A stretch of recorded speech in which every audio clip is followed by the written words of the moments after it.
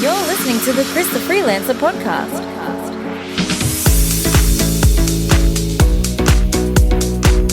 Hello and welcome to the Chris the Freelancer podcast. This is the podcast all about location independence, time freedom, and living life on your terms. Each week we interview a new guest on the show, and today I'm sitting down with Christopher Chiu, an ex-Wall Streeter, now digital nomad, entrepreneur, and coach.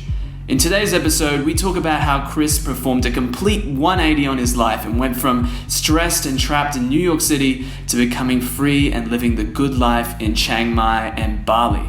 So, sit back, relax, and enjoy episode 5 with Chris Chiu. For show notes and more, visit christhefreelancer.com.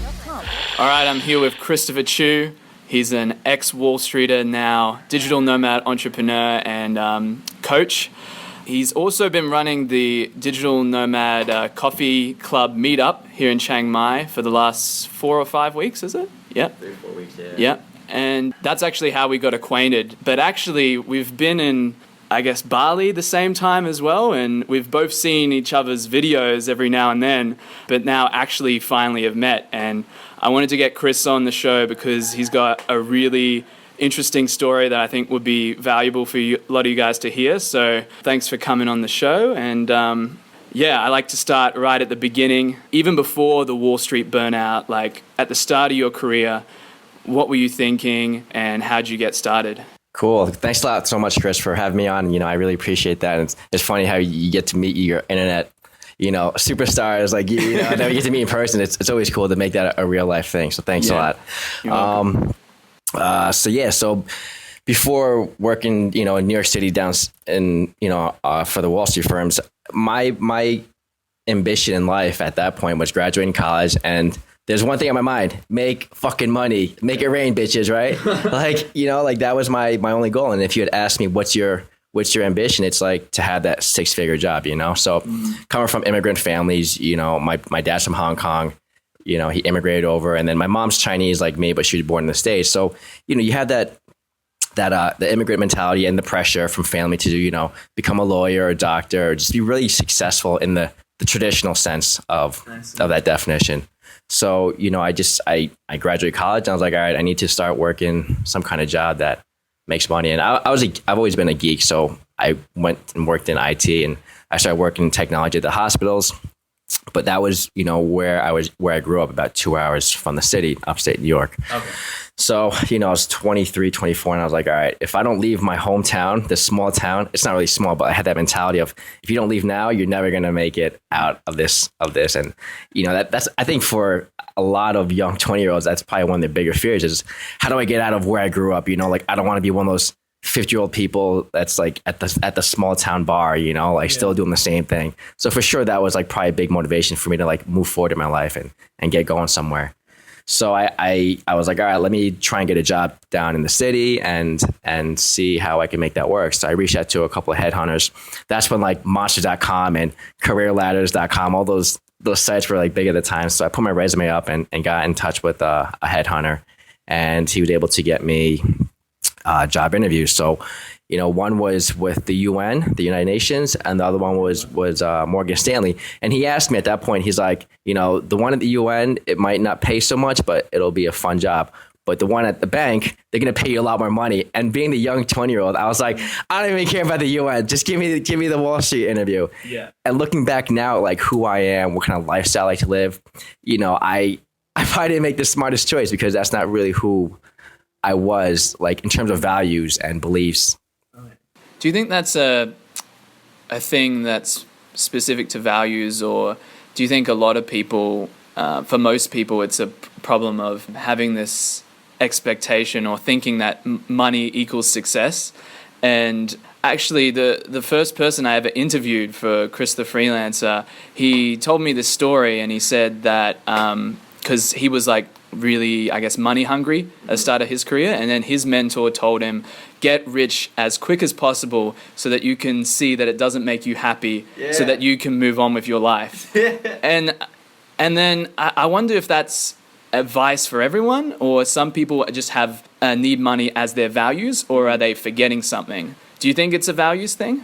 I've thought about this question in my head a few times, and I think for sure it's a values thing where the thing is I made that choice not in an informed like mindset. Like I didn't realize that I could be happy and be successful that didn't involve money. I didn't realize that. But, I look back now and that's one of the messages I want to push to people is, listen, you don't need to, because I eventually made it to my 6-figure job and I had that and I realized I wasn't happy. So I want to tell people, listen, like you can chase this dream of trying to make all this money and then you might find out that it's not really all that it's cracked up to be and you're not happy. So if you can reach that and find that yourself before 10, 20 years down the drain, then that's a good thing, Do you think that was kind of similar to your story, that you for sure that you spent too much time trying to get this 6-figure job and then you realized it didn't make you happy? That's exactly what it was. And that's why I tell people, like, I don't like to demonize money, but we all need it. And money is oxygen. It's a form of energy. And unless you pursue things like travel and start a new business that you actually care about, but to just make that your only focus of chasing your dream, it's like trying to it's not having a strong foundation for your happiness or for your lifestyle. And is New York kind of the dream for people in this, like the city? Is it like the dream for everybody? It's like, oh, get a job in the city. Yeah. And it's like, I was talking to the second guest on the podcast, Zach, about the same thing with London. And I'm like, was London the dream? And he's just like, yeah, man. It was like, yeah, we're going to move to London. It's going to be awesome and get jobs. And like, oh shit. It's exactly, we fall for the hype, it's like with everything, you fall for the hype. And I think for me, like that hype or the shiny new factor wore off within like 2 years, maybe. I was just like, I was living in Hoboken, New Jersey and commuting every day to Midtown. And I think, after 2 years, I was like, why am I here? What's the point of this, But so, yeah, I think some of it's hype and, people, everyone has different preferences. It's hard to make that call, but for me, like I wasn't wowed by it anymore. Yeah. So what describe that point to me, because I guess, is it a gradual thing where you're like, I don't feel happy. Maybe I should work harder, or maybe I should do this, or maybe I need this, and then you keep going, and then you're like, okay, I'm unhappy. I was pursuing the wrong thing, or was it a turning point, or a particular, I guess, moment, or how did it sort of pan out for you? I think it was a bit gradual. There's obviously the event where I had the collapse lung due to the stress and burnout. That was obviously like a wake up call. I guess that at that moment, that was probably one of the red flags. I was like, with that, at that point, I was 28 and this is like maybe 4 years into the 8-year career. Yeah. And that was like, all right, what am I doing with my life? Like, do I really want to continue down this path? So that kind of like lit the fire under my ass to really do some soul searching. Oh, yeah. So after that, I was like, all right, maybe I should start thinking about doing something else. The thing is, I was in grad school. I just started my graduate program. So that was another 4 years part-time. So I couldn't just like make a decision and then pack up. So I kind of waited. The thing is, like towards the end of that 8 years, I would say like the last year became a point of me being fed up now. So it wasn't a gradual thing. It was like, get me the hell out of here. I know for sure this is not what I'm doing. Yeah. So yeah, at that point, like subconsciously, like I stopped caring about work. Like I would try and push the boundaries as much as possible. I mean, like how late can I come into work? How long can I go for like a 2-hour lunch break and go to the gym? And if they can fire me, then who cares? Yeah, cool. But I think for me, it was a bit of a gradual process. But then once I reached that boiling point, it was like, oh, screw this. I got to get the hell out of here. Yeah. So I think for me, like the wake up call with the burnout and. Yeah, well, let's go into that. For people that haven't read your story before, they probably like, what? When you browse over that part about the collapsed lung, but that was, I can see how that would be a huge turning point. Like, can you talk about that? Sure. So like what my actual job entailed was I'm a geek. So I was working on the trading floor with the traders, and we were responsible for the trading systems, the different applications, like Bloomberg, Reuters, anything technology related. We were there, right, working with the traders. So if their computer was having problems, we had to fix it, or if anything and everything we had to fix. And they're working very long hours. You get in there like 7 a.m, and then you're working there sometimes late to like 7 p.m. And then you're not sleep. Like I wasn't sleeping much, and I need to have sleep, so I was sleeping 5 to 6 hours a night, which is really not a lot. I was also juggling, grad school as well. And at that point, the great financial crisis of 2008 had kicked in. And just like every day on the training floor was just like a very tense, like things are already tense on the training floor, but then you have that add on top of that. It's just like, wow, like you're walking down a minefield at that point. And, always hearing about, oh, am I going to lose my job? Yeah. You have that pressure on you. And for me, one of my fears was, if I lose my job, like I'm a failure, it'll be hard to get another job. And I think that added unnecessary stress for me, but mentally it took its toll. So it was like a perfect storm of, just of everything. And then eventually what happened was I woke up one day and my lung collapsed. And I went to take my graduate degree or my graduate program, the entrance exam. So I went that all day with a collapsed lung. And then afterwards, I'm like, let me go get this checked out. So I went to the emergency room and they're like, yeah, your lung is supposed to be this big, like elongated. Yeah. And it was the size of a golf ball when they showed up on the x-rays. And they said air pockets had gone in there. It's funny, like after I went through this, I did research and like for sure it was stress that, was a mixture of things. Also like an unhealthy lifestyle. Like I was also into partying a lot, like drinking, using certain drugs, like the typical New York lifestyle that you picture. Like I got sucked into all of it, the work, the partying, the playing, so that it wasn't a very healthy, sustainable lifestyle. So very completely different from like what you see today. Like that's why I'm like, I don't need to go back to those old habits. Like they're different. Wow. So it was very much work hard, play hard. Yeah, that totally for sure was like my mentality for sure. Like on the weekends, like if I could even remember the weekends, but I don't know whether it's because I identified my values early or something, but to me, I just can't understand the rationale. How do they convince people to work 12-hour days? I guess it's the 6-figure salary, right? And the job title and the suit, it makes you feel important, right? I would say the money for sure was like probably a big thing that keeps people. The expression we have is the golden handcuffs, because like you get all this money, but then like you can't really spend it or spend time to use it. But yeah, that for me was a draw, was just having a big bank account, like, and just having material things and like buying fancy stuff. But I think part of that goes back to I didn't identify my values at that point. I was still a very young, mid-20-year-old guy, very typical American, like just mass consumerism and buy this, buy that. I'd be watching mindless reality show TV and reading like GQ magazine, all stuff which is shit for your brain. But, I got sucked into that marketing and I didn't identify my values at that point. So that's why I just kind of became a sheep and just followed everyone else. Yeah. That's like a huge thing, I think, values. I guess the progress I've made in my life is when I've become more self-aware and kind of identify my values, because I suppose I'm an unusual person, or I guess you could call me weird, because there's certain things that I thought that I didn't work in New York 12-hour days or anything, but there were certain things that I felt like this was the thing to do. And, this is how you live your life. And I was chasing the money for a brief period until I got sick of that very, very quickly. Like, not that I'm not chasing the money now, but it's a very different way. It's not trying to chase the money in some kind of corporate job that I hate. And then money above all else. And especially when you come out here, you see how much money... I think coming out here gives you a very different perspective on money, because, a lot of money is all relative, and I don't think it's money.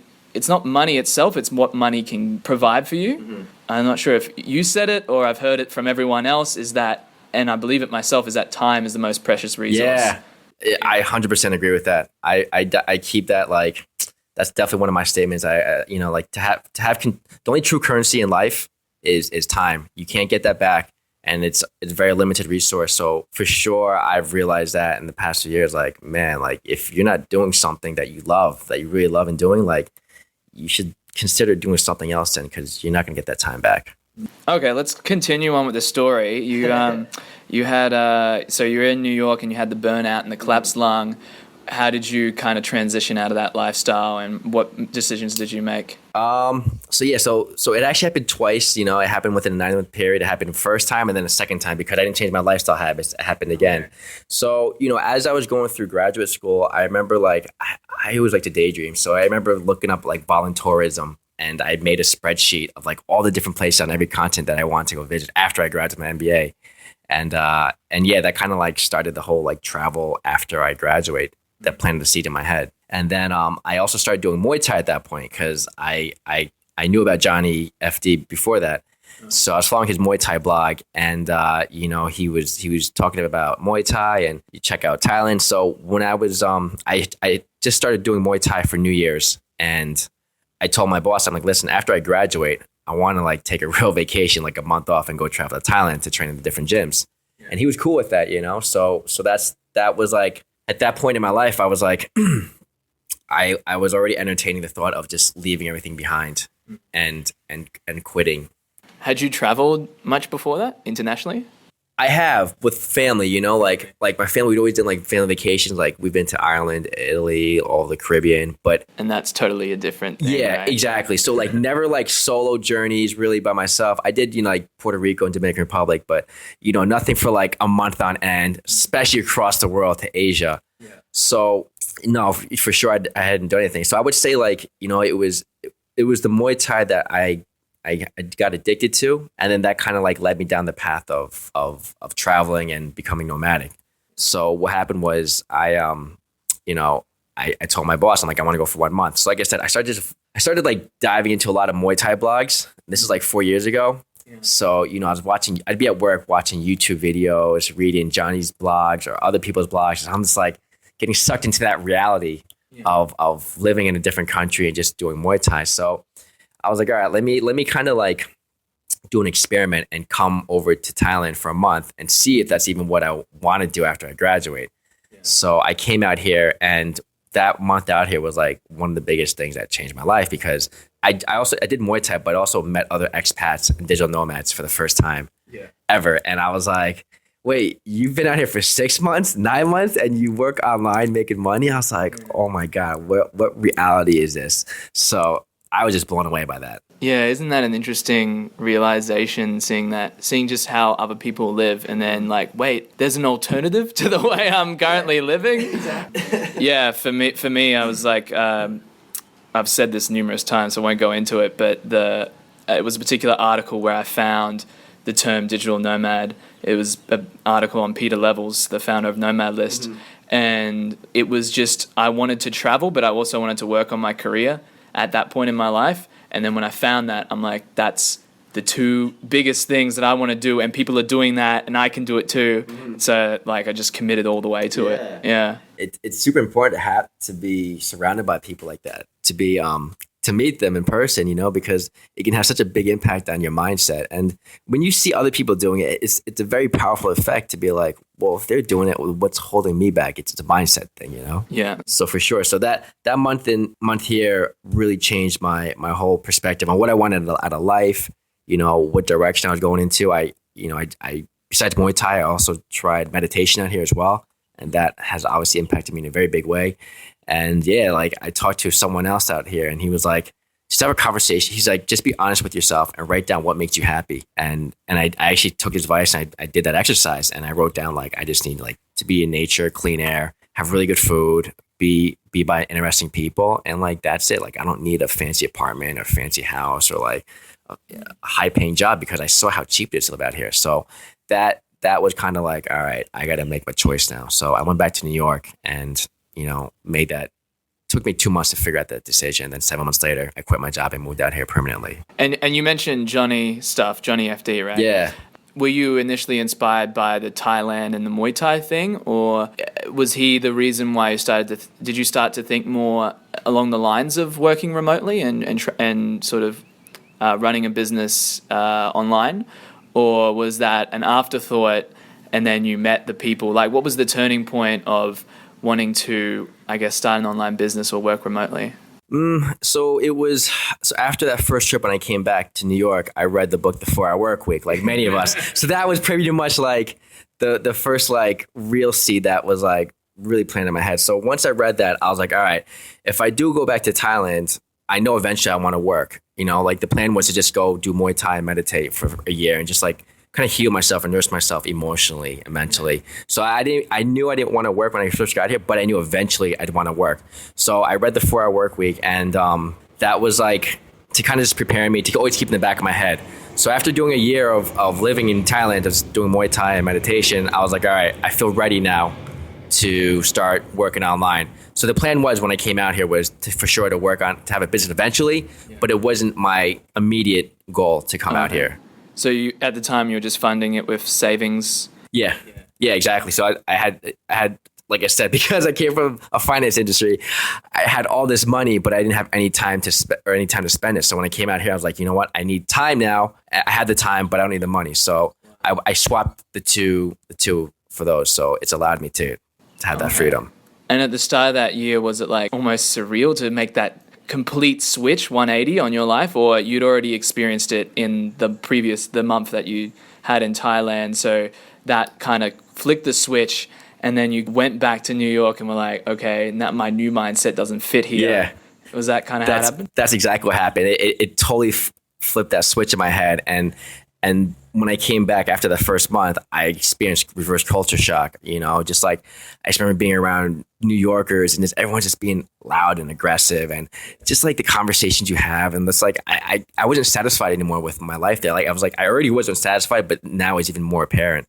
So, when I came back, my reality was different. So yeah, when I moved to Thailand, when it was a permanent thing, like it was a bit surreal to be like, whoa, now I'm like on a permanent vacation. That reminds me of I just watched Into the Wild. Have you seen that film? Yeah, that's a really good movie. I loved it. And there was this scene where he goes into the city in LA and he just sees this guy in a suit talking. Yeah. And then he just starts staring at him like, I hate this. I hate the city. And he doesn't say that, but you can just see that going on in his head. Yeah. And then he gets out. That was me. Yeah. You were, what's his name? McCandles. That guy, Christopher McCandles or something. All right, awesome. All right, so the next part is when you got into the online business, right? Mm-hmm. So I guess you had plenty of inspiration from Johnny about how to get started? Yeah, so it's funny, I actually kind of worked for a friend my first year in Thailand. He was from Australia. He was an application developer, and he has his own app company for Facebook applications. So, he asked me when I was out here, do you want to work? And I was like, the first time I was like, no, I'm just out here to chill, But then he asked me a second time a couple months later. I was like, all right, you know what? If it's just part-time, I was like, I'll do it for sure. So I kind of worked with him as a project manager. And Chupa Chups? Yeah. Yeah, we did one of their campaigns for Halloween. We also did Movember, that? Yeah. So this was 3 years ago. So yeah, so we did their Facebook campaign. So that was my first real experience of actually of working for online. But like I said, it was a good experience to see how an online business was working, but it wasn't actually my business, So I kind of got experience with that. I did that for 2 or 3 months, but my first real business came a year and a half later after I was living in Thailand. So for that, I bought the Dropship lifestyle course that Johnny taught about. So like I said, I did that because I had heard about it through Johnny's blog, and I was like, all right, if it works for Johnny, it doesn't cost that much money, let me buy the course. And at that time I was living in Phuket. Yeah. So the first Dropship lifestyle retreat was going to be here in September. So at that point, I was like, all right, I've been in Phuket for a year and a half. I kind of am getting bored with it. It's just all MMA Muay Thai fighters. There's really no digital nomads for me to talk business. So I was like, let's move to Chiang Mai. I can be around this community, work at a punch space. So I did that for 3 months. And also the retreat was being held here. So that's when I made the move up here at September 2014, I moved up here. I wonder, I have a friend, Riley, who went to a... Oh, Riley, I know Riley. You know Riley? Yeah, Riley in Park, yeah. Yeah, Riley's a good dude. Yeah, I was like, he's been to a dropshipping retreat in Chiang Mai. We got here right around the same time. We were working at a punch space together, and yeah, it's funny.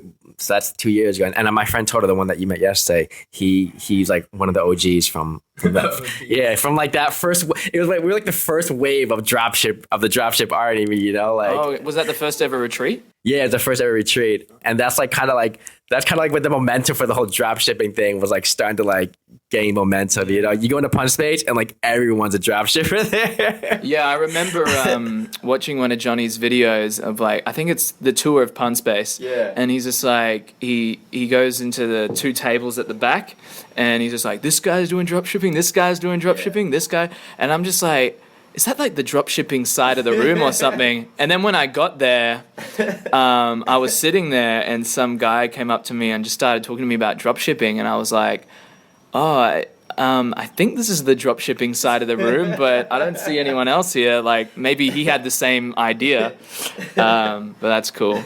Yeah, for those of you, I guess, on the other side of the world, dropshipping is pretty big over here. It's a cult. Yeah. And I think probably a lot of that's come from Johnny. Yeah, for sure. I would say like almost everyone that he moved up here was because of Johnny. Yeah. All right, cool. So you did the drop shipping, and that was a success for you. Mm-hmm. That was a very good. That was a very big success. So I did that I did 2 months of that in Phuket, and then the first day I moved here to Chiang Mai, I got my first 2 sales, and I was like, that was like a sign from the universe that I did the right thing. So it, I was able to kind of crack that business model in 2 months, and I just focused on that for a bit when I came up here, and then I met some other nomads up here, and we actually started a business partnership. So there's 3 of us, and we ended up like creating 2 other drop shipping stores because I used my relationship with my suppliers in a different niche. So we just did that. And then the other cool thing is we had then gotten to FBA, Fulfilled by Amazon, which I feel like a lot of people are doing that now as well. Okay. So we did, we created a lifestyle fitness brand called Live Stronger. And our first products were, those massage balls. Okay. Yeah, those yoga massage balls. Like, they're pretty much lacrosse balls, but they're being marketed as massage balls. So, we went on Alibaba, and, we got suppliers in China. We had them shipped over the samples here. So that was our first product with FBA. The thing is, though, like, we didn't want to just white label our products and put it out there. We wanted to create an actual brand out of it. Mm-hmm. So we created a Udemy course in conjunction with it because my one friend, he went to like physiotherapy school in Holland. So he actually knew how to do like proper massage techniques. So we filmed how to use massage ball up at like Deutsche Tap, like in these really cool exotic places. So we put that up for sale on Udemy, but then we also gave it for free on Amazon as part of like the package. So we were able to do kind of like 2 business models tied together, sell Amazon massage balls and sell a Udemy course. And we made money on both. So that was like the second big business model that I got into out here. Okay. And did that come from, like, you make it sound like pretty simple. Oh yeah, we did this course, but like, where did you just have that natural ability for marketing, or did you do an Amazon FBA course? Or yeah, we did an Amazon FBA course. Okay. I think my friend, he had the Amazing Selling Machine. Okay. Yeah. So we watched that. But, like the whole like shooting video stuff. So that was a skill I picked up. That's how I got into video blogging. My one partner, he used to do that in Phuket, like create fight videos for gyms and stuff like that. So he really knew how to use, DSLRs, and he's the one that showed me how to use Adobe Premiere. So I learned from him like the actual video editing and the marketing skills for that. So we didn't go to like any other course. It was kind of like to learn from him, and then we just kind of experiment, implement. So yeah, it was pretty much just learning as you go along. That's how we did that second business model. And how would you, I guess, compare the two, drop shipping and FBA? For yourself, like, I understand that they're on many levels completely different businesses, but from your perspective, what was the biggest differences? Like for FBA, you needed some capital, right? Right. To buy the stock. Right. And so I guess it's a good business to do once you're already making good money. Good money. Okay, yeah, I see what you're saying.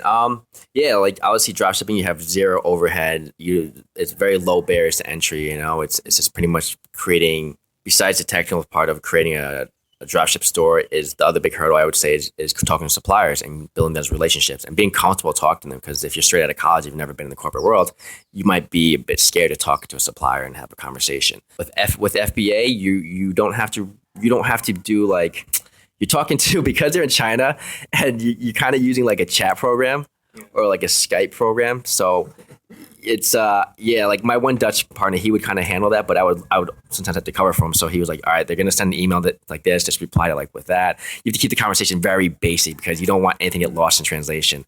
So and then I think just dealing with Chinese culture is different as well. Like for me, I was doing American products selling to the States, whereas with FBA, the majority of the suppliers are going to be in China. So it's just different interaction, communication style, different ways of doing business. So, and I think that's where those Amazon courses come into play. Like someone will actually explain, like, if the supplier says this, they mean that, and little things like that. Because it almost sounds like FBA and dropshipping are probably the two biggest businesses that I hear going around, at least in Chiang Mai. And I guess they're both good for a lifestyle business, let's say. But it's funny how I'm seeing parallels here between your story and Riley's, where he did the dropshipping first and then went into FBA. Do you think there's a reason for that, or is that just coincidence? It's funny because I would say like probably most of the people that started as dropshipping eventually went into FBA as well. And it's just like,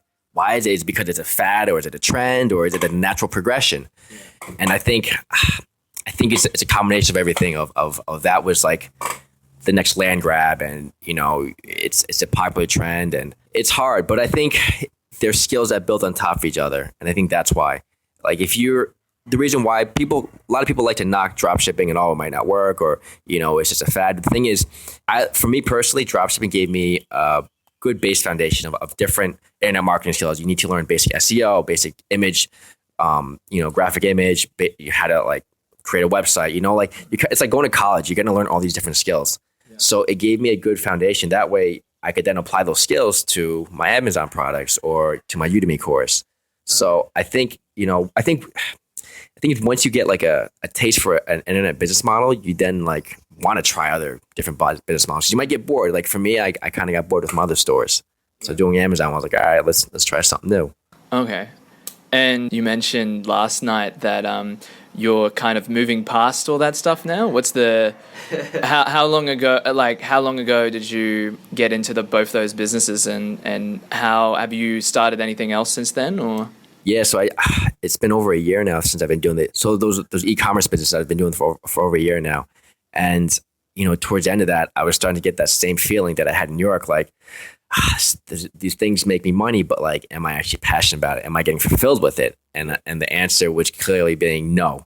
So that's when I started being like, all right, what do I really want to do next? So, I did some traveling in South America for a bit, and then I came back to Chiang Mai with like a very different mindset. And at that point, I'm like, all right, what do I intentionally want to create? What do I want to be mindful about? What are the hobbies and passions that I'm spending a lot of time on that I can try and transition to a business? So like I said, I had started just doing video blogging at that point. And I realized that, I like to video blog because I get to talk about topics that are important to me, my values, things like plant medicines, ayahuasca, different meditation retreats. I like to talk about, personal development, that's a big thing. So I was like, wow, that stuff would be cool. Like maybe I can do something with that, like how can I turn that into a business? So I then decided to start my first Udemy course under my own brand. And that's when I did a weightlifting and like nutrition and recovery course. So as I was doing that, a friend reached out to me and he was like, hey, you want to do a Skype catch up? And I was like, yeah, sure. And he's my current business coach now. And we talked for a bit, and he's like, basically, you want to become a coach and help people. And I was like, oh shit, that is I didn't realize that's like what I wanted to do the whole time, Yeah. So my coach, Cameron Gallo, really good guy. So, we started working together back in January. I hired him, and, he's been helping me go down this path of creating my one-on-one coaching business. So I got my first client back in April, and my coaching is my first niche market that I'm trying to cater towards is guys in the US who are, mid-20s to mid-30s that are stuck in a corporate job, just miserable, and want to become a digital nomad. Yeah. So I got my first client. He's in Colorado, and the plan is for him to move out here in around December and just introduce him to the whole nomad community, go through all the logistics, all the planning, all the stuff that you and we researched for hours upon hours before he came out here. So that's my first client. So that's pretty much what I'm focusing right now. And then I'm also teaching at a retreat in Bali. From the last trip out there, I got hired to work for co-workation. So that right now is my main focus. Like my other e-commerce businesses, they're kind of like on autopilot. Yeah. And I'm just focusing right now on my coaching with creating more content, just getting my personal brand image right, and all that stuff. Okay. How long have those businesses been on autopilot, as you say? And I started the e-commerce one like July 2014, so almost 2 years now. And then the FBA one, we started at like maybe a year and a half. Okay. And the focus during that time was just was it the Muay Thai still, or? No, because after I left Phuket, I didn't really want to do Muay Thai because I had my first fight down there, but like I got my body was destroyed afterwards. And I'm 36 now. And I realized, when you're training for a fight, like that's a full-time job. And if you're trying to do a business, like an online business, man, it's hard to do. So for me, so during that time, it was just let it run passive, just maintain it, but then just enjoy myself pretty much. Like I probably sound like a slacker, but you know what? Like I chilled. Like I just kept doing a lot of self-development books. The thing is like, we all have different seasons of our life. You got like, summer, spring, fall, winter, and like every season's different. Like some seasons you're working really hard, you're grinding 40 hours a week, but then other seasons you need to like chill and relax. And like these 3 months in Bali, I just chilled. But the thing is, it helped me get creative, which is a different aspect that you need. And you need to take a step back. So even though I wasn't like working hardcore on the e-commerce businesses, at that time I was doing like a lot of creative stuff with the video blogging, just reading books to kind of get my imagination going. And that's how I was able to figure out that I want to go into coaching. So like it kind of just fell together like that. All right. Well, you mentioned Bali and you were in Phuket for a while, and I guess the biggest benefit of being location independent is you get to choose your location. And I guess, have you chosen which places you choose to travel to and work? It seems like your favorites right now are Chiang Mai and Bali. For sure. It's like I love it up here. I love the community. I love the laid back lifestyle, the Lana style of northern Thailand, and the nature. But the thing is, I do need beaches. I love being by the beach. So that's why I like to split the plan going forward is continue splitting my time between Chiang Mai and Bali. But like I said, I leave this week to go to Sweden for 1 week, and then New York for 1 week, and then I'll be doing 6 weeks in Ecuador. So for the past 3 years, Ecuador or South America has always played a part in my like long-term travel plans. So I usually spend on average like a month to 2 months of that, of that much time over there. And I like South America a lot because I've been going to these different retreats and work with the shamans, and just taking a step back from your day-to-day life and to just kind of work on myself internally, mentally, and figure out what I want to create in the bigger grand scheme of things. All right. Well, it seems like in every podcast I do, I just get on a rant about how awesome Chiang Mai is. But so people, I think, have grasped now that why Chiang Mai is such a great city. But what would you say about Bali that really attracts you? Okay, cool question. So I think in order to answer that question, you have to look at the two main attractions here, which is Ubud and Canggu. So the last year for burning season, I lived in Ubud just for 2 months straight. And I loved it there. It was my first time being in Bali. It was, they call it the new age capital, the hippie capital. And it is like, I'm a bit of a hippie, like I like to do yoga, meditation, eat clean food, and it has all that there. And there's like a vibe with like the people there, like the people are pretty laid back, like the type of expat digital nomad that's there. Like I feel like I can relate a lot better to and go deeper with. So it's cool in that aspect. And then this year I lived in Canggu for 2.5 months. And the reason was because I didn't live there the first time. I wanted to be close to the beach. And I think Canggu is awesome because one, you obviously have the beaches and the sunsets, but it's just a very, I don't know, it's a super laid back lifestyle that will help you be creative and in that aspect to like not be so like it was hard for me to work there, to be honest, because like it's so laid back, but I think that can be a good thing if you do it in a right way. And like the food is really good there. They have such good cafes and clean food. Also, there's like my old coach is there training for Warriors, Mark Bariani.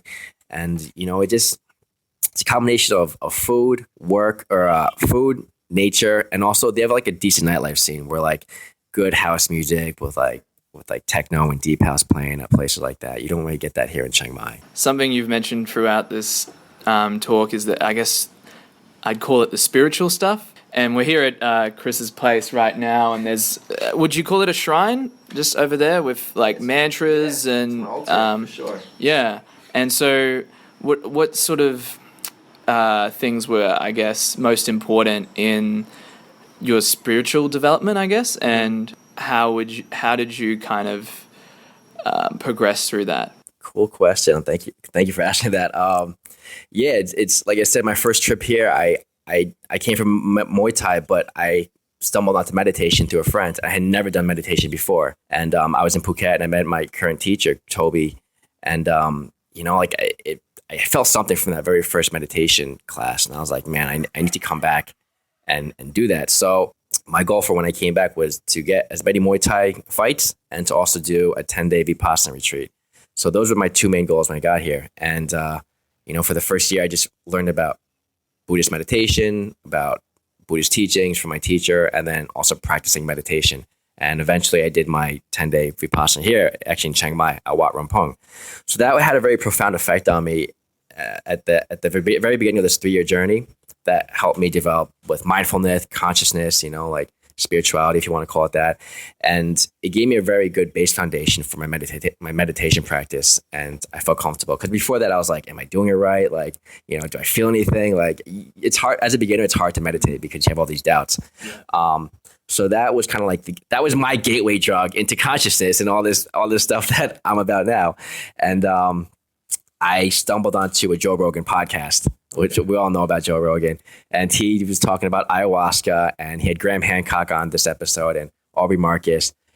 And just hearing about these experiences with ayahuasca, it's called the Vine of the Dead, or, the Vine of the Soul. And this is a South American tea that they make down there. And ayahuasca, it's supposed to be, it can be a hallucinogenic. You can have a psychedelic experience. But, there's so many different uses for it. So I heard about that and I was like, man, I have to try this stuff. I need to go to South America and drink. It was like, I've never heard of it before. I don't know how. So when I was going back to New York, I was like, all right, let me go to South America as well. Because to go to South America from here, it's such a long journey. So that's why every year when I go there now, I make a pilgrimage to either Peru, Ecuador, Colombia. And I signed up for a ayahuasca retreat in the Amazon. And that had a pretty big, profound impact on my current lifestyle. And there I was able to just deal with a lot of I went for more of a healing experience as opposed to like people oh, did you see pretty lights and this and that. It's like, it's not about that. It's to deal with yourself and heal from any stuff you want to let go. So, I talked about some different podcasts, but yeah, there was stuff about from my childhood that I wanted to deal with, growing up as a single Asian American in a very non-diversified city was it affected my self-esteem and my confidence. So that was one reason why I went there. And, and just having father, I think all of us on some level have issues with our father, and that impacts us. So, I want to really get those demons fixed, and face them. So that was a pretty big step in this journey of where I am today. So, these medicines, they're very powerful, and I still work with them continually. So since then, I've gone back. I went again last year to Ecuador, and then in 2 weeks, I'll be back at the same retreat of there. And yeah, it's just, it's not just about healing. It's also, for me now, it's about personal development, because they're tools for transformation. You can learn a lot. Just like if you're going to listen to a podcast or read a self-development book or listen to Tony Robbins, these retreats that you go for 10 days or whatever, they can be very transformative for developing yourself. Does it become somewhat addictive, like the self-development sort of spiritual retreats and stuff? I mean, for me, personal development, self-development, for sure, that's very addictive. But in terms of going to the retreats, not really. I mean, and I don't want people, when I use that term addictive, I don't want people to get turned off by no, I didn't mean it like that. No, not a bad addiction. Yeah, no, I hear you saying. I mean, I only go once a year, and I think for me that's enough. But for me to constantly improve myself, for sure, that's addictive. But yeah, to have the experiences, I think it's good because pretty much you can think of these retreats as detoxes for your mental and emotional garbage. We all accumulate it throughout our lives. So to go once a year and be like, listen, I want to purge all this shit that's been floating around in my head. I think it's helpful because that'll reflect on who you are as a person, on your relationships, on your business. Yeah, it seems like that part of your life is a huge topic in and of itself, and unfortunately we don't have the time to go into that, but you spoke a lot about it with Toto, right? And Torsten? Yeah, okay. Yeah, Toto, in the Toto experience, which we'll link to in the show notes. But you've got these years of experiences and different things you've learned. Is there any way you can distill, I guess, your wisdom and advice to people down into a few minutes? If you only had 5 minutes, what would you tell somebody? And I guess what is a things to think about of life, because it's, you know, I don't think anyone's got the answers. Like, this is how you live your life in 5 minutes. But like, what would you tell people? For sure. And I don't want to preach like I know everything, for sure. I do not feel like that. I'm always going to be an eternal student. But for me personally, what I found, I would say balance is the first thing. You want to find balance in your health and relationships and your business. So like if your life's out of balance, like take that as a sign to be like, take a step back and just kind of analyze, like, what am I doing with my life? Is this the right direction? Because if you're sick or you're like burnt out, that's kind of a sign that you're not going in the direction that you've been meant to be going in. And balance out of whack is for sure a clear sign. So I would say, you know, just take a step back and look at that. The second thing I would say is, you know, this sounds cheesy, but like, listen to your heart, or listen to that voice in your head. Really listen to that voice, because there's a reason. Listen to your gut. You know, that's what led me out here. And if I had just kind of quieted that voice, I'd still be stuck in a corporate job, you know? So I would say for sure do that. And that's why I say things like meditation and plant medicines are big for that, because when you get into that silence and take a step back, you can get in touch with that voice that's trying to talk to you. So I think that's a big thing, is just taking a step back and listening to your intuition. Awesome. Well, this has been a really good chat, and thanks so much for coming on the show. Cool. Thank you so much, Chris. No worries.